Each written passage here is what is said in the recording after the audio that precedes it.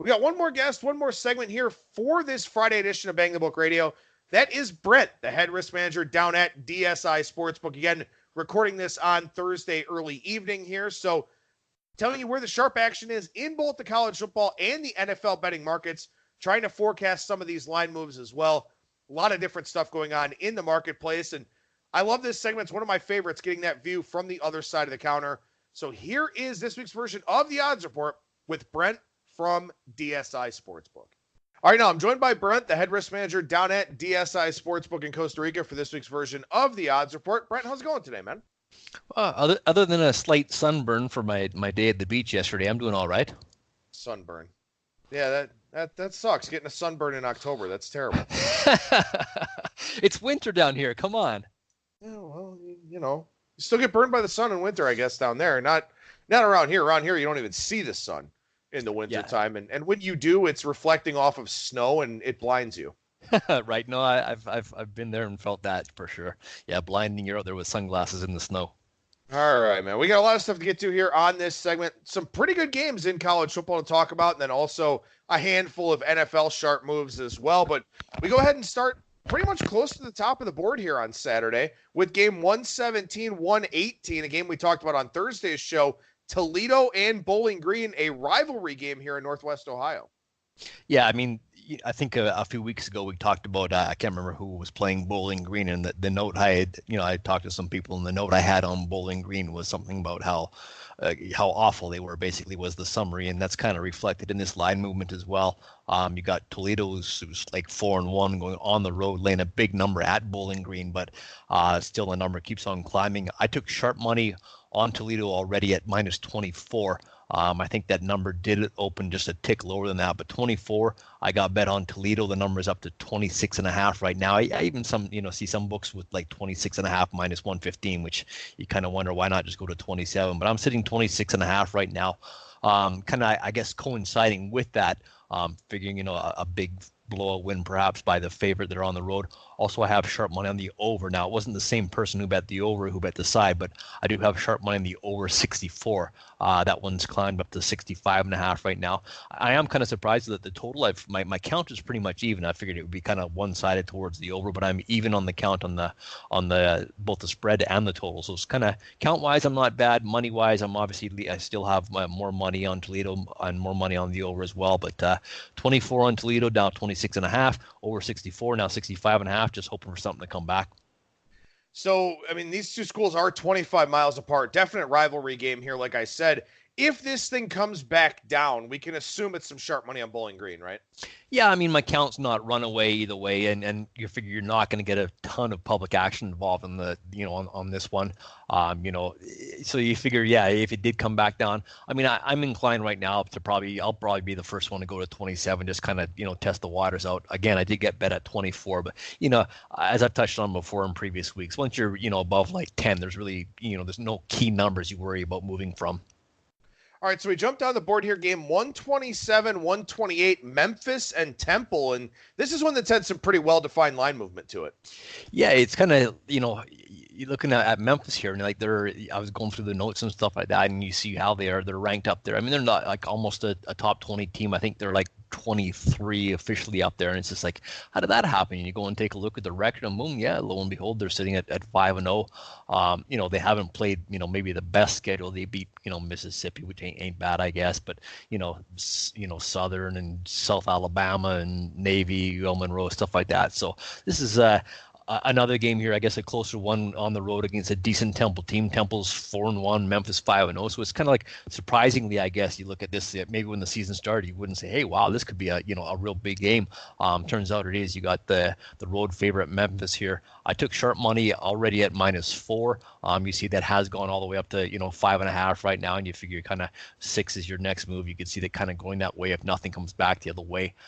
It kind of, like, at least in-house, the only thing kind of holding me at 5.5 is that I've got a stronger wager count on the home dog here. And, one of those things you kind of preach over the years is it's just, generally not a bad idea to look for value in the home dogs in a game like this, especially. And, Bowling Green would kind of fit that case as well. Home dogs generally provide value, and sharps look for that. But right now, I said the money came in at -4. I'm sitting at 5.5, and I've got a count of about 4-1 on Temple. So, I guess public action coming in on Temple, just seeing value with the home dog. And again, that's never a bad spot to be. If you knew there was favorite money the other way from sharp guys, then you kind of would think twice about that. But this is a case where I've got, what we look for in terms of the sharp and public split, with the sharp being on Memphis -4, and the public on Temple grabbing, the 5 and even the 5.5 now.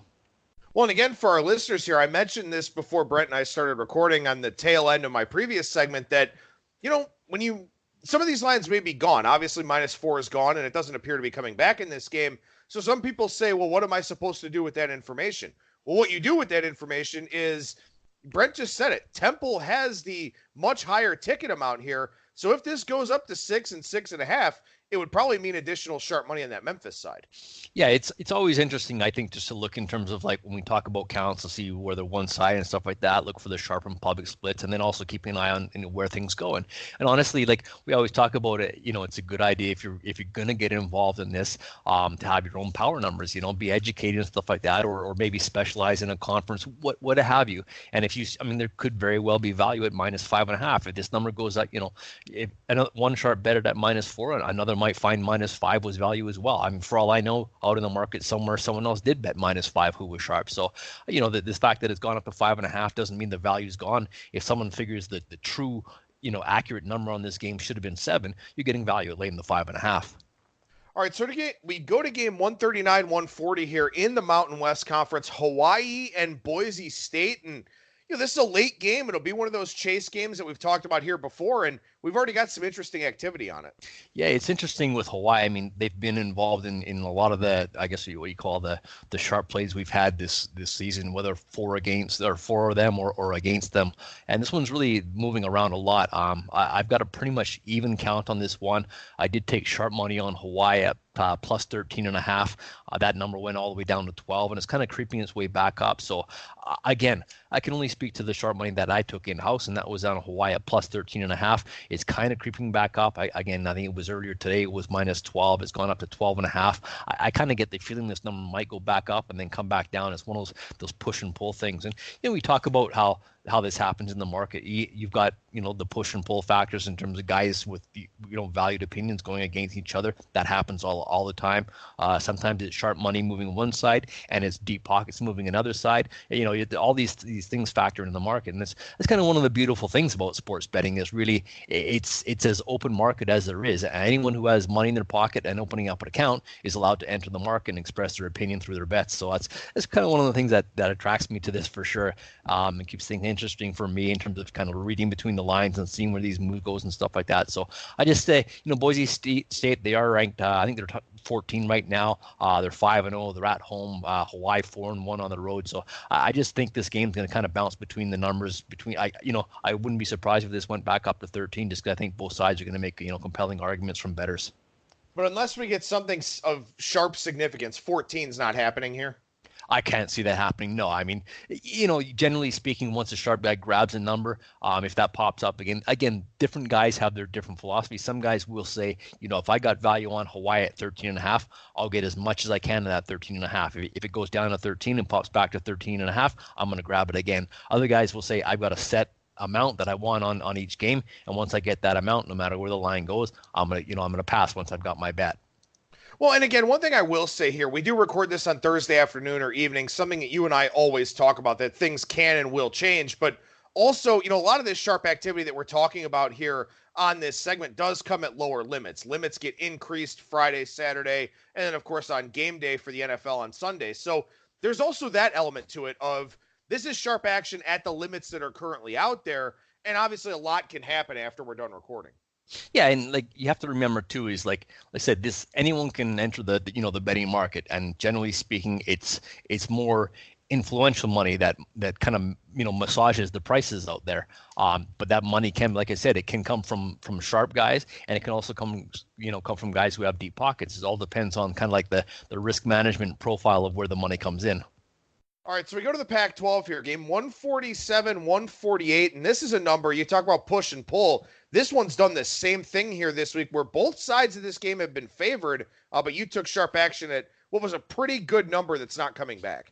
Yeah, no, I can't see that again. This money came in on Washington State. The number was +3, so that was a decent grab for sure. When I'm looking at where numbers are moving to and how they're getting moved and stuff like that, like I said, it does get moved by influential money, and that money can also be deep pockets. And this is one of those games where I've got a count favoring Arizona State. I've got more money and sharp bets on Washington State +3 though. So right now we're down to 1.5 right now, so it has dropped quite a bit. But you could see this one kind of bouncing around just because I from what I've seen so far, based on my customer profile, I've got public money on Arizona State. You're looking at a decent a small sized home favorite. So I'm sitting at 1.5 right now. Like I said, Washington State +3 is where the sharp money grabbed that. If this went back up to 2 or something like that, I wouldn't be surprised. But from what I see so far, it's only public money the other way. For this to ever get back to 3 would have to be sharp money. But from what I'm seeing, that's not coming. It kind of feels like this is, to a degree, a sharp versus public split, but I don't know if that happens here at 1.5. I mean, do you feel like that's kind of the closing number here? Yeah, I do. They said that the sharp money obviously spoke at +3, and since then it's mostly, like I said, a wager count about 2-1 favoring Arizona State. So, I was getting Arizona State money even at -2.5 and 2, but I just kind of went with the flow down to the -1.5, not knowing where this number is going to end up. I will say it's an interesting game, and really the Pac-12 in general. I think there's some of these games where we will see the push and pull. I think Washington, Arizona could be another one, especially with that being an 11 o'clock Eastern time kickoff, another one of those chase games, and really the penultimate chase game of the night because Hawaii is not at home. I think the Pac-12 it's kind of built for that right now. Yeah, it's interesting too. I mean, you look at the rankings. It seems like every week someone in the Pac-12 gets bounced out, and someone new kind of gets slotted in there. Arizona State's in there at 4-1 at number 18, and Washington got bounced, and Oregon's still up there. It's interesting. You find the Pac-12 teams is kind of like who beats who. Well, okay, you get the spot now. Well, and I think too. I mean, it's not really coincidence that we wind up getting a lot of Pac-12 games to talk about here because in a higher variance environment, that's where sharps tend to find the value. Yeah, I mean, you find, you can go back to college basketball. They'll find a whole lot of value in games like that, and yeah, definitely in the Pac-12, they're going to find value there. We talked about the Toledo game earlier. So I mean, really, they're going to find it wherever. I mean, the idea, of course, is where you get your big marquee names and big marquee schools. Everyone's the number's just going to be sharper because the information's better, but that doesn't always hold true, of course. I've just been doing this to try and catch you to say Pac-10, right? I feel you're going to do it again. Like one more Pac-10 question for you. Just wait till I get to talk about the San Diego Chargers. That's coming up. There you go. All right, let's talk about game 179, 180 here. Marquee matchup, probably the biggest game of the weekend in a lot of people's minds. Florida and LSU got some sharp action here in this one. Yeah, it's kind of sad that like even in these big games between the top teams and stuff like that, you're still getting numbers that are double digit favorites and stuff like that when you're talking about top ranked teams. I mean, we'll touch on Clemson next, but of course you got here a game with Florida on the road at LSU. A couple of top ranked teams of Florida, number 7, LSU is number 5, and you got a spread of 12.5. It's been bet up to 13.5. Now, it's a bad spot for us right now in that I've got a wager count about 5-1 favoring LSU, and I have sharp money on LSU as well. So that's not a great spot for us to be in when you got the sharps and the public going the same way. I think this number could touch on 14, but I'm not going to say that it's going to for sure. I wouldn't be surprised if that happened, just because it's taken a lot to get anything back, and because the sharp money expressed itself already at 12.5, and the public money is going with it with my wager count of 5.5. It wouldn't surprise me. But again, bouncing between 13 and 14, it's not a huge risk for us in terms of using those numbers. We don't worry about getting sided or middle in a case like that, obviously. So we're sitting, like I said, I'm 13.5 right now. I'm just going to kind of hang around and wait and see if someone else goes to 14 and jump with them. If this number comes back again, we've got two days to work this off, so we'll see where it goes. But it just kind of, I guess a sad reflection when you got two top ranked teams like this, just two spots, between them in terms of the rankings, and you got a spread of like 13.5, almost 14.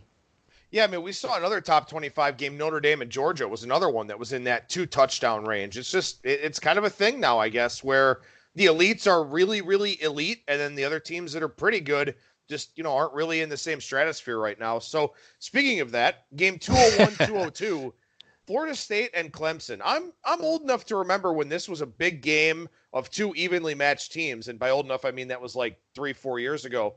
Now Clemson's almost a 4-touchdown favorite. Yeah, this kind of, exemplifies, I guess, what we just talked about in terms of the discrepancy between, the good and the bad and just how good the good are. I kind of reminisce, I miss the good old days when a game like this would be like, a touchdown or less spread or whatever it is. And now, like you said, you're almost 4 touchdowns. But if you're a kid coming out of high school, whatever, and you got a choice, your top recruit, where are you going to go? Well, you're going to go to the best school you can go to win as much as you can, get the most exposure you can, and turn pro. So you kind of can't really begrudge these kids for going to Alabama and Clemson and Ohio State and Georgia, LSU, and picking the cream of the crop. And the gap, I guess, between the great teams and the ones that are good or very good becomes, a 27-point spread, which we have here with Clemson at home. Clemson now, the sharp money I took was at minus 26. It's got up to 27 right now. Pretty much everyone across the board is sitting at 27. There's not a single 26.5 out there. This number is so big that I've got, more public money on Florida State. It's not a massive count favoring the Seminoles, only about 2-1 that way. So it's kind of, I guess, reassuring that maybe I won't have to touch on 28, maybe, and if this one goes up. But again, like I said, I'm not going to shy away from 28 because of it being a key number or anything like that, because it's simply not. But 26 is where I got bet. We're sitting at 27 right now. I'm getting money back the other way at Florida State. So I kind of see things kind of flowing the way they are right now, and this number hanging around where it is. One thing I do want to ask you about on the college football side before we transition over to the NFL is that, as I was putting together my power ratings on Sunday and getting that article up over at BangTheBook.com, there were a ton of quarterbacks on the injury report. And when it comes to the NFL, if a quarterback coughs the wrong way, he's on the injury report and everybody knows about it. In college football, with no standardization about injuries at all whatsoever, how difficult does that make your job in terms of managing risk early on in the week? Yeah, it is difficult. And the thing, too, is, often you're talking about kids who haven't come into a game before and you just don't know what you're going to get. And sometimes, the backup is almost as good as the starter who's just kind of waiting for his chance. And you see that now and then. Again, we've got guys who we work with in terms of getting our power ratings and stuff like that and getting our numbers. And they kind of assess value to what their, replacement is worth and stuff like that.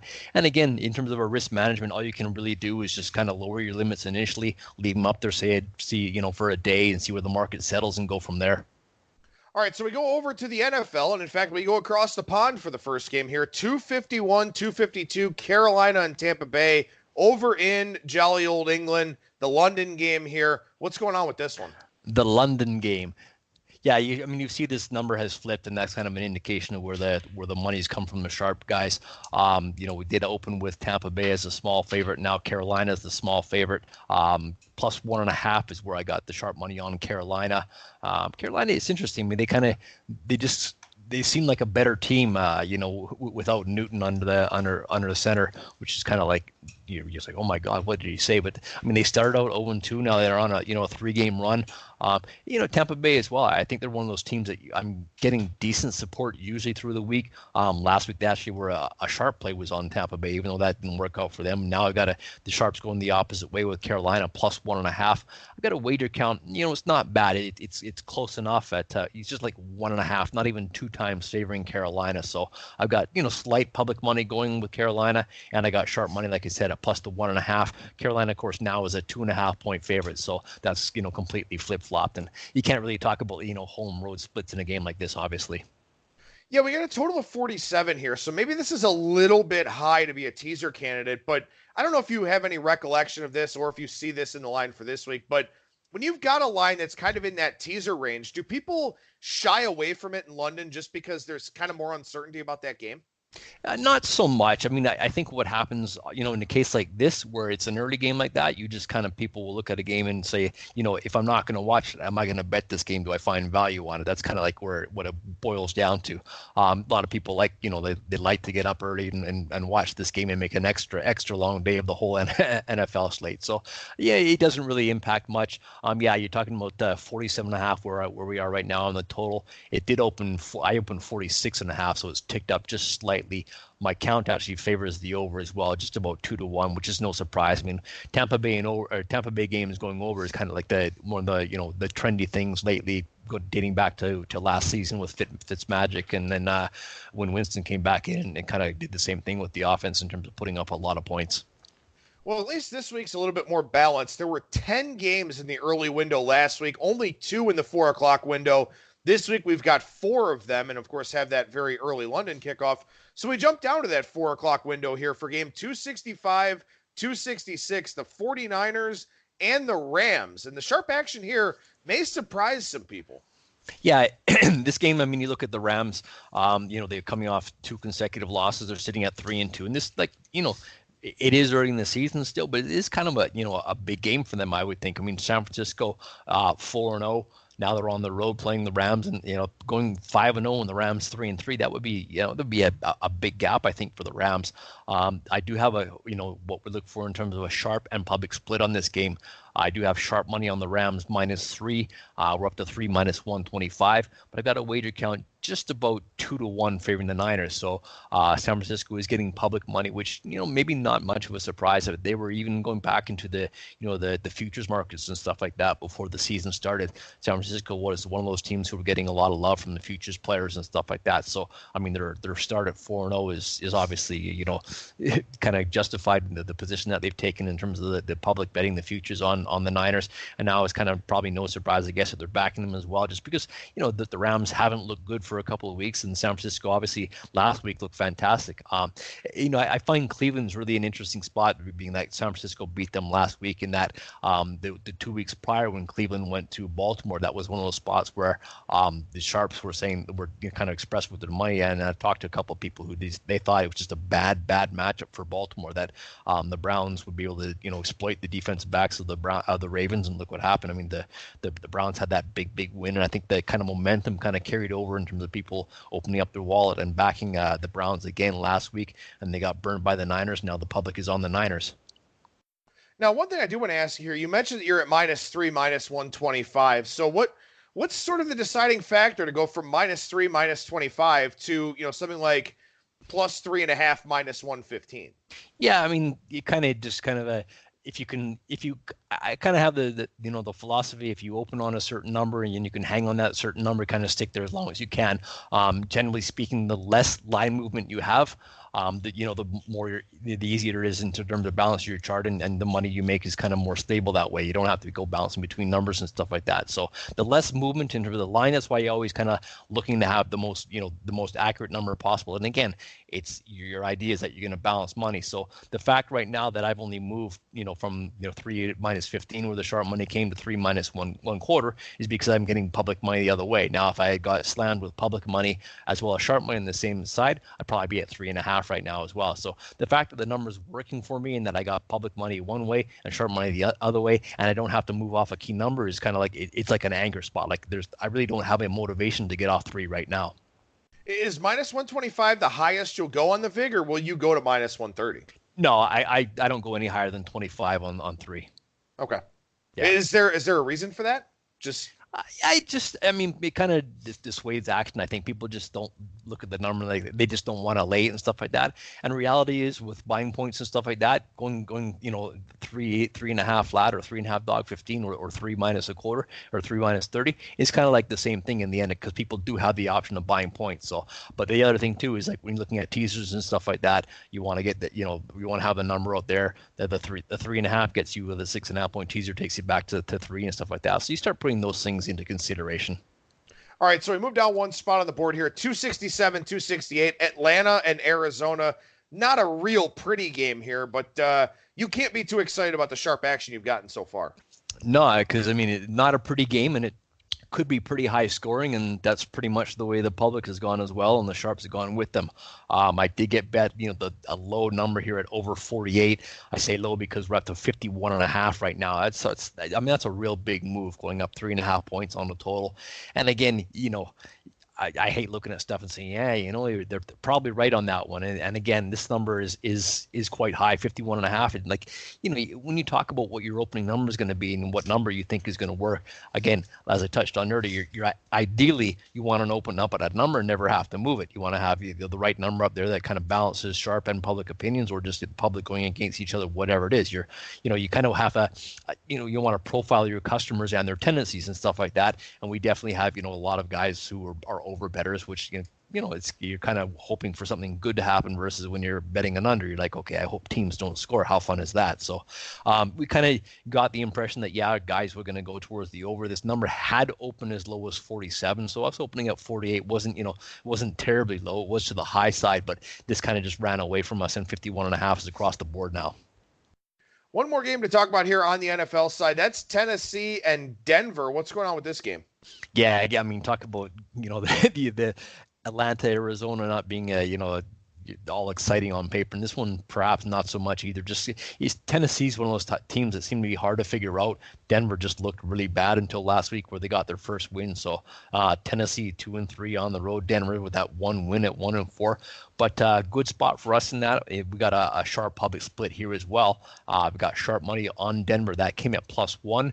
You see pretty much across the board the numbers Denver -2 now. So you have a small home dog who's now a small home favorite. I got public money, a wager count about 2-1 favoring Tennessee. So I think it's kind of like a question of, like, in public eyes, like which team is kind of uglier in this game, Denver or Tennessee. Sharp money on Denver, public on Tennessee. So they've spoken. One other thing I want to ask you about here, since that was the last game, then we'll finish up at this point. In terms of look-ahead lines, in terms of willing to put them out there and, take some low-limit wagers, it's kind of a fact-finding mission more than anything, right? Yeah, for sure. I mean, and the thing too is you have to take into account is, the things that change between the look ahead numbers and the information you have at the time of the game when that, say you put a look ahead lines up from, prior to the season start, that happens, but a lot of people will see them, the week before and stuff like that. Well, okay, what happened out on the field? Did someone get hurt? Is someone not playing? What are the quarterback issues? The Giants are a classic case. I mean, look at the kind of mess they are in terms of injury situation right now. So your look ahead line at the start of the season versus now, it's going to be completely different. So you have to adjust for those factors. I think, in terms of live betting too, that's one of those things where people really need to, I think people kind of get stuck on the closing number of a game.